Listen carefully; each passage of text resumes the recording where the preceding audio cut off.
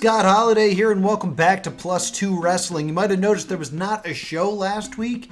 Last week's episode was supposed to be about CM Punk. I was taking a deep dive in the look at all the things that happened with CM Punk in AEW, and in the course of making it, my video became obsolete and past its date 3 times as more information continues to roll out about that situation. So I wanted to jump on the bandwagon and really capitalize on this big news story, but it moves faster than I do. So eventually I do want to get a CM Punk video or 2 up on the channel, but for now, that one didn't age well already. So that's going to get left behind and we're going to move on. So let's plug in.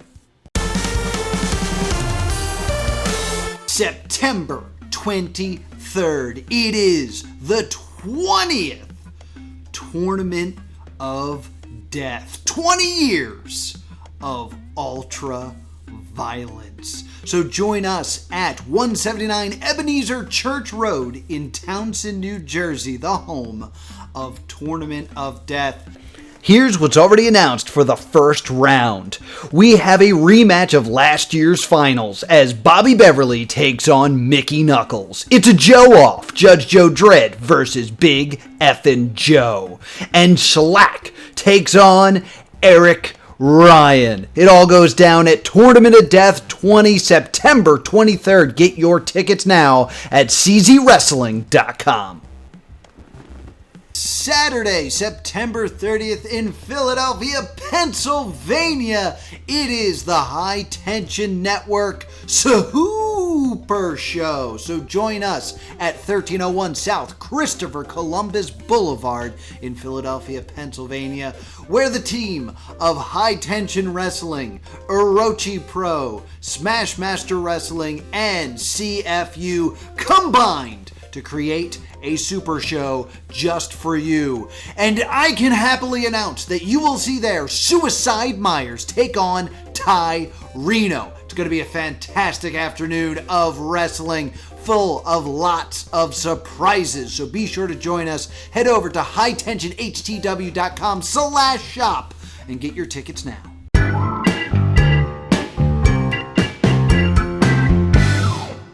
So today on the Soapbox, I was looking back through some of my past videos and I looked at the 5 moves that I think wrestlers should stop doing. And I felt like that video was a little bit negative, so I decided I want to take a look at the other side of the coin. There's a lot of maneuvers that I think should be done more often and will add a lot to professional wrestling. So here's 5 moves that old Scott Holiday would like to see wrestlers do more often. Number 1. The first one I want to talk about is a move that actually almost appeared on the 5 moves that I wanted people to stop doing, but the more I thought about it, it's not so much that I want them to stop doing it, it's that this move currently has no credibility. So a move that I would like to see done more often is the backslide to win a match. It seems to me that there are a lot of different quick pins that exist in the repertoire of professional wrestling. You got your small package, your schoolboy, your victory roll, your stingray. It's a weird thing that Zack Sabre Jr. does. All of those are flash pins that I think are very believable to be the finish of a match. Whenever there's a schoolboy roll-up or a small package, I can believe that this could be the end of the match, that somebody caught him and now the match is over. I don't really believe that with the backslide. And when a backslide is executed correctly, when you fully get your head planted into the mat, lift up on the toes so that all your opponent's body weight is on their own shoulders and they kind of fold in half and can't escape, that is a very believable pinfall situation. However, whenever they do those quick pin sequences where they do the bridge and they do the rocking horse, they do the sunset flip, and they do all those, they always throw in a backslide, and it never feels like it's possible to be the ending because it's very rare that anyone actually wins with a backslide. I was complaining about this and then I saw someone do it and I was like, oh, I guess it's possible. I believe it was Zack Sabre Jr. He does everything well.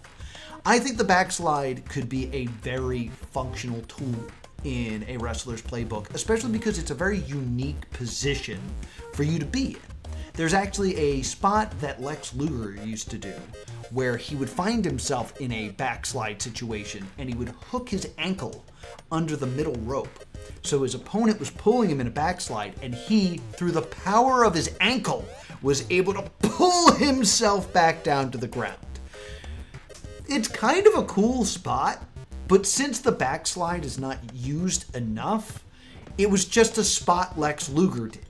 If other wrestlers had normally used the backslide, that would be a cool spot. It kind of reminded me of, to kind of go off base here, remember when every time Dolph Ziggler had a match, someone would throw him straight up in the air so he could face plant because he made it look really good? But that wasn't anyone's offensive maneuver unless they were fighting Dolph Ziggler. It didn't make any sense. And then Dolph Ziggler started doing a delayed aerial DDT where he would go up, hold, and landed a DDT. So now he had a reason to be thrown up in the air, because if he wasn't thrown up in the air, he'd hit a successful maneuver in his DDT. The backslide, if it becomes a utilized pin, could lead to a lot more interesting situations. The idea of having your arms pinned behind your back while also pinning your opponent's arms behind their back, there's a lot of interesting situations you could end up with there. I mean, think about Razor Wing or Razor Hawk. Not Axiom, but Razor Wing, whatever he's going by these days. His finisher for the longest time was the Razor's Edge, which was kind of like an explosive backslide. Fantastic move. You could flip back over the other way. There's a lot of interesting aspects to the backslide that I don't think have been explored. And if it is used more often to actually win matches, then it would make sense to utilize it more. Number 2. There are a lot of great ways for a heel to get heat. There's the poke in the eye, there's the choke, there's not breaking on a rope break. But there's one that I think could be utilized a lot more because it's very simple and it's one of those things that, like the closed fist and the poke in the eye, that everyone at home knows exactly how it feels. And that is the hair pull. I've noticed that the hair pull seems to only be used in women's matches, which I disagree with, because it is a great way to get an unfair advantage in any situation. Whether it's trying to escape a submission hold, whether it is trying to prevent someone from getting away or applying more leverage, or just plain being a jerk. The hair pull sucks.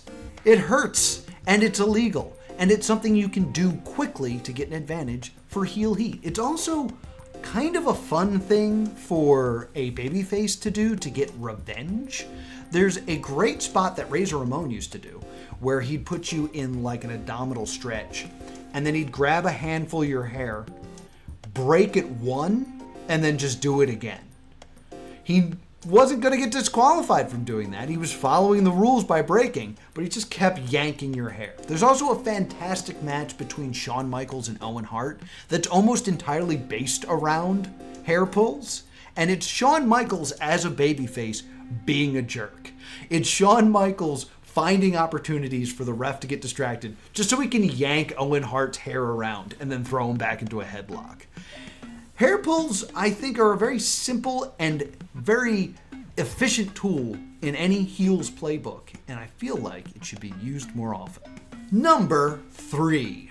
So recently, I was at a show and a friend of mine came up to me to talk about my Why the Closed Fist is Illegal video, which you can watch right now, and asked me a very interesting question. And it's something I'll address right here. It's not enough to do a full video on, but he asked me, if the closed fist is illegal, why isn't the atomic drop illegal? And that's why I kind of think that the atomic drop should make a comeback. Because when it is used, it's not understood. The atomic drop is when you lift your opponent up and then drop them spine first on your knee. So you're facing back to belly. And then you lift them and drop them. If you flip them around, that's an inverted atomic drop. Bret Hart used to use them all the time. And people nowadays don't seem to know how to sell them. They tend to sell it like it's a low blow, which would be illegal. But the idea was it was traumatic to the spine.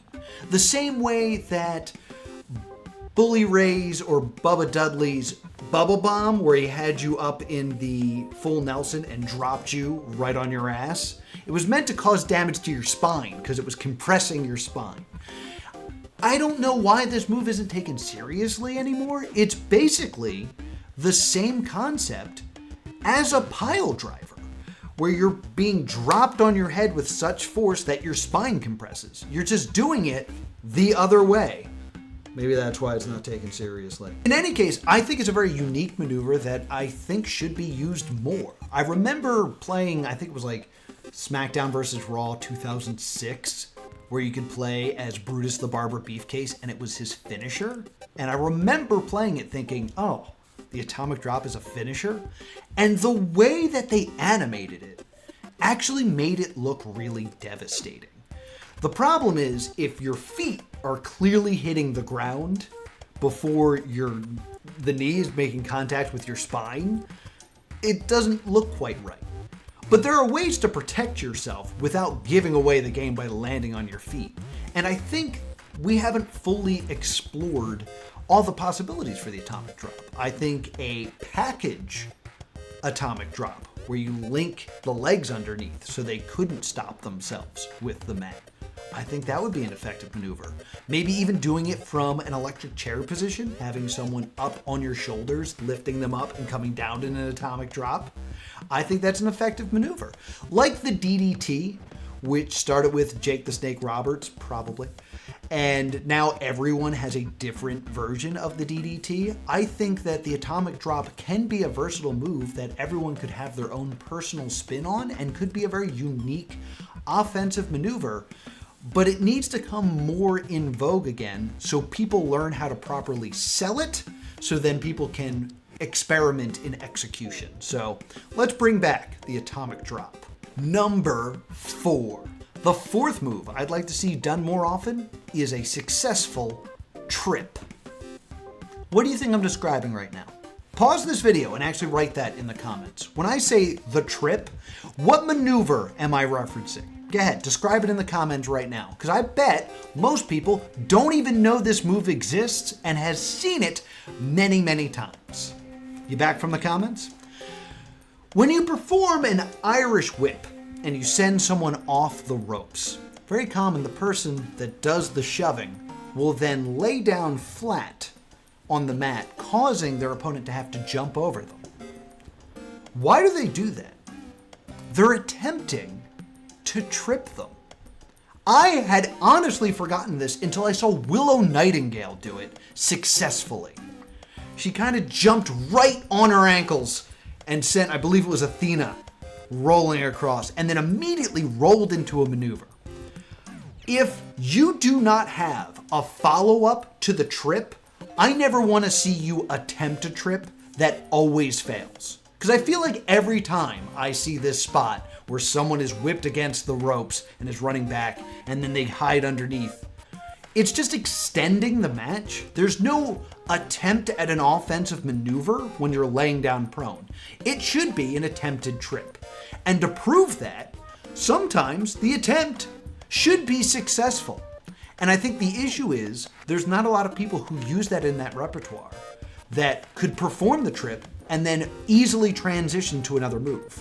It's being done knowing your opponent is always going to counter it. And that lessens the power of the move. So please, if you're going to lay down, at least attempt to trip them. Because I think if we saw more consistent, successful trips, it would mean something when it's invaded every once in a while.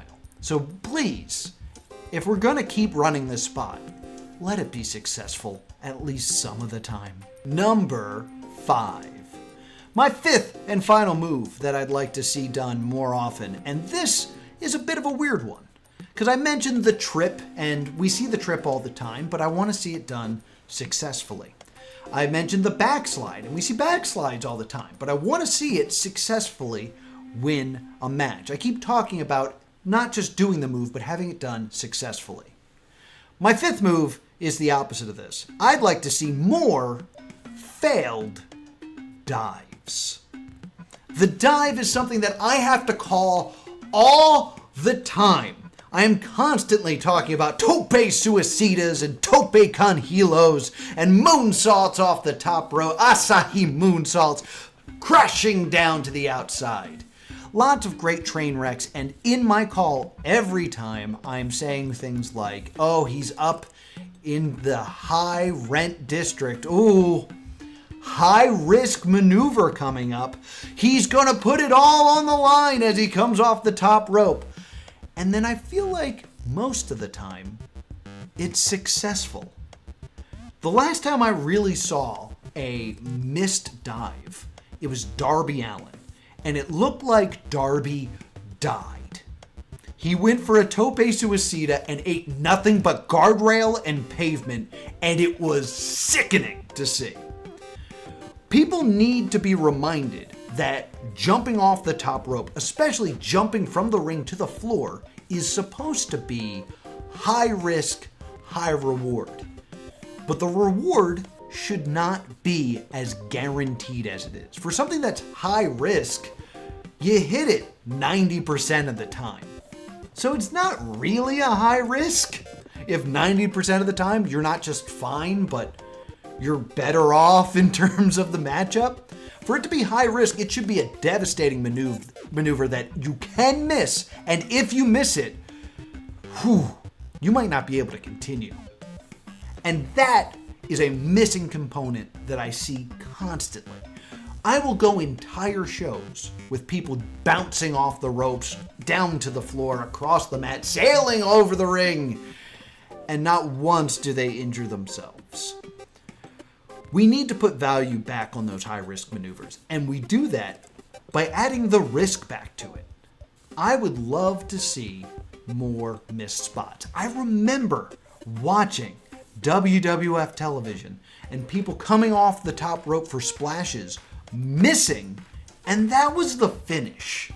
And I'm not saying we should go back to those times, but I think we should go back to really explaining what happens when you miss. And once that value is put back on those maneuvers, that missing is devastating, hitting becomes much more important. So there it is. 5 moves that I think should be done more. Successful backslides, successful trips, hair pulls, missed dives, and the atomic drop. What are your 5 moves you'd like to see done more often inside the squared circle? Let me know in those comments down below. And while you're down there, there's a little button that says subscribe. You could hit that. And then there's a bell. And if you press that, you'll get a notification next time I upload one of those videos. Pretty awesome, huh? Thank you so much for watching, and I hope you have a great day.